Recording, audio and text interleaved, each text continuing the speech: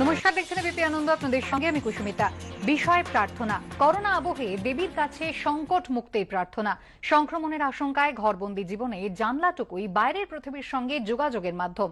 এই ভাবনা থেকেই এবারের বিষয় নির্বাচন। কে পাচ্ছে এবিপি আনন্দর বর্ণ বৈচিত্র্য সেরা পুজো শারদ সম্মান জানতে সরাসরি চলে যাব আমাদের প্রতিনিধি অরিত্রিক ভট্টাচার্যের কাছে। অরিত্রিক, কারা পাচ্ছে এবার এই সম্মান?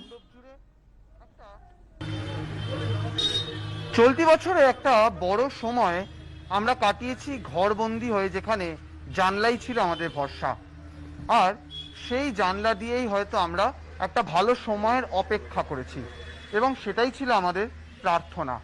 হরিদেবপুর বিবেকানন্দ স্পোর্টিং ক্লাবের এবছরের থিমের নামও ছিল প্রার্থনা। আর সেই প্রার্থনাতে তারা এই জানলার মোটিভ ব্যবহার করেছে, প্রচুর আয়না ব্যবহার করেছে, যেগুলো আমাদের নিজেদের সমাজের দর্পণ, নিজেদের দর্পণ হয়ে থেকেছে। এবং গোটা মণ্ডপ জুড়ে একটা রংহীনভাবে রঙের প্রয়োগ হয়েছে। হয়তো এই সময়ের পরিপ্রেক্ষিতে সময়টা খুব একটা রঙিন নয়, এবং সেরকমভাবেই মণ্ডপ এগোলেও কোথাও কোথাও রঙের ছটা গোটা মণ্ডপকে একেবারে অনন্য করে তুলেছে।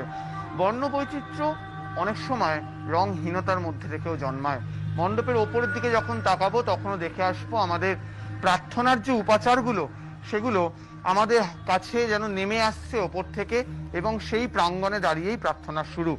এই যে ভাবনা এবং তার প্রয়োগ, তার জন্যই হরিদেবপুর বিবেকানন্দ স্পোর্টিং ক্লাব বর্ণ বৈচিত্র্যের দিক থেকে এবছরের অন্যতম সেরা পুজো উদ্যোক্তারা রয়েছেন, তাদের হাতেই পুরস্কার তুলে দেওয়ার পালা।